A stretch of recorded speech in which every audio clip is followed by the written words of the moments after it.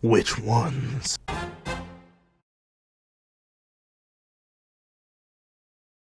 Thank you to our final patrons, Strawbones, Red Wolf 4765, and Midnight Gemlord. Now, before I end this discussion on what weapons the four knights of the apocalypse should wield after they meet Dabuzu, please, if you leave your own thoughts on what weapons they should wield in the comments section down below, leave a like and subscribe if you haven't already. Also, make sure you hit that little notification bell so you miss out on any videos that come to the channel. Also, I do have a Patreon down below. It's more for as low as $1 a month, including exclusive videos, early content, and more.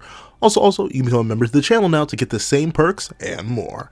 Now, let's hop into the discussion. What's up, guys? I got Pencil here, and here we are to talk about the hypotheticals, the hypothetical weapons of the four knights of the apocalypse.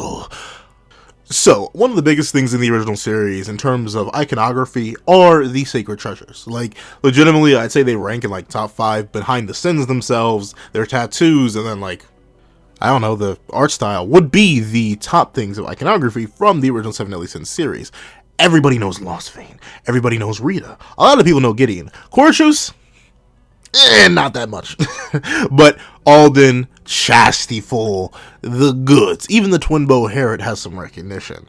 And obviously, with the way our cast is in the modern narrative, especially the Four Knights of the Apocalypse, they're all either are already extremely powerful, in the case of Lancelot, or on their way there, in the case of Tristan, and while they have a long way to go, will become very powerful in the case of Gawain and Percival. And obviously, we know that the better the weapon you have, the better you're able to channel and utilize your magic. And I'd say none of our cast has really an endgame or at least sacred treasure tier weapon yet. Not even Gawain with Lita, because it's simply a piece of a sacred treasure that's been remodeled, instead of an actual sacred treasure that was made purely word for word, bar for bar, by Dabuzu, at least as far as we know. So naturally, the question that ran through my head when thinking about this was, well, what weapons would I personally, if I were Nakaba, give each of the four knights? And I think I should start with our original knight, Percy. Now, notably, Percy was an interesting one for me, just because I wasn't exactly sure what to give him.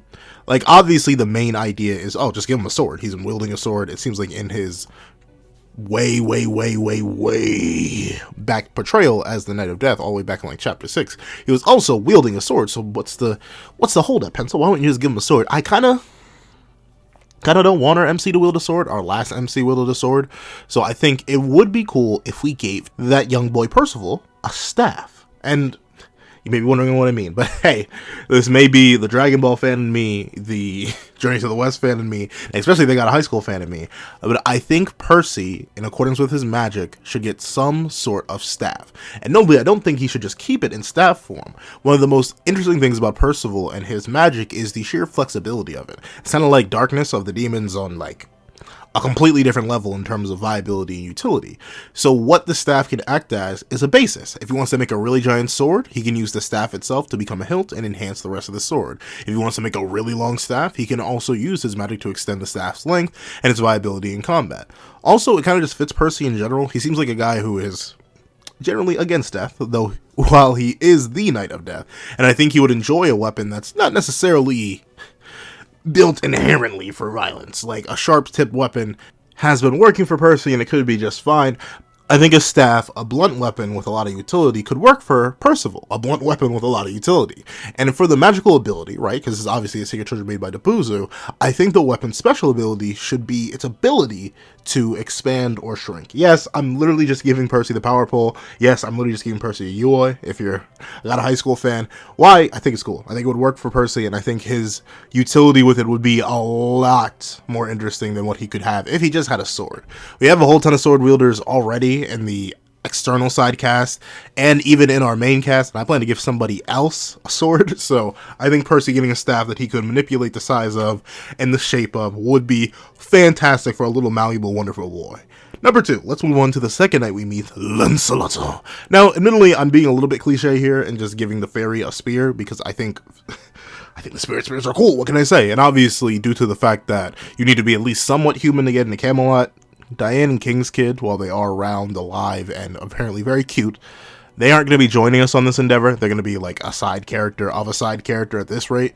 So I don't think them having Spirit Spear is also important, but Lance getting Spirit Spear would be really, really cool. And that's what the special ability of this spear would be. Obviously, he can act as a conduit for Shining Road or any other magical techniques that Lancelot has access to. On top of that, it can kind of fit into his war persona. One of the best things about the Spirit Spear was not just its ability to change size and shape, like a Uoi would for Percy, but on top of that, it could just take a whole bunch of different weapon forms depending on the situation that Lance needs. It could sort of fit into his high battle level dynamic. So if he needs a spear, he can just keep it in its base form. If he needs a different kind of weapon, like a gauntlet, he can switch it into a gauntlet form. If he needs just a massive blaster to turn on Shining Road through, he can turn into a massive blaster. I think the flexibility of the Spirit Spear is just too good, and we've gotten so many Spirit Spears at this point that I kind of want to continue the legacy. I think it's a crime to not have a Spirit Spear, and obviously a half-blooded Royal Fairy would do a great job of the Spirit Spear. So if I had to have one pick for Lance, that would be my pick for him, because I just think it would be mega epic to see bro wielding a spear. He's just different. I love it. However, with that being the case, and Lance being done, let's move on to the next knight we met, which was Tristan. Now, Tristan I've kind of been back and forth on and what I want to do for him. Part of me wants to take away his sword, because we still have so many sword users. Like, Donnie is a dagger user, but that's kind of a sword. Nasians is also a dual wielder, so I kind of wanted to take 2 swords away from Tristan and give him something else. Anne is also a sword wielder. And that's 3 sword wielders from the Percival platoon that are still going to be part of the main narrative. If they had gotten written out, I think I'd be a little less hesitant to give Tristan 2 swords. But even with that, even with the cast still being here, I am going to keep Tristan having 2 swords. Though admittedly, I want to make it a little bit different. Instead of having 2 swords of the same length, I think he should have 1 short sword and 1 long sword. Specifically to mirror his 2 sides. Obviously, the goddess side seems to be the weaker of the 2 sides, so I'd assign the short sword to that side and the long sword to the demon side. This sort of acts as a callback to his father in 2 ways. The small sword representing Lost Vein and the long sword representing leader of the 10 Commandments, Meliodas' blade, which was legitimately massive. Do I think it needs to be that big? Not necessarily. It can just be general longsword length. But what are the special abilities? I was very tempted to just give him Lost Vein, like legitimately just have him make clones, but I think a more interesting thing would to be having Tristan have portal swords. Essentially, if he slashes the blade in a certain way, he gets to open a portal and leap through it.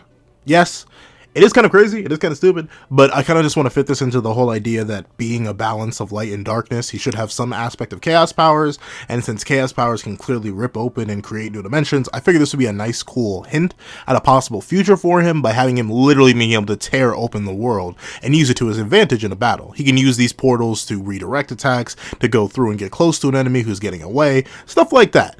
It allows him to have more utility on his own in terms of travel instead of just flying everywhere. And on top of that, it just will allow for some really cool fight choreography if he can just tear open holes in space in accordance with the rest of the other knights. And speaking of the rest of the other knights, let's talk about the final knight that Tristan found himself, Gawain.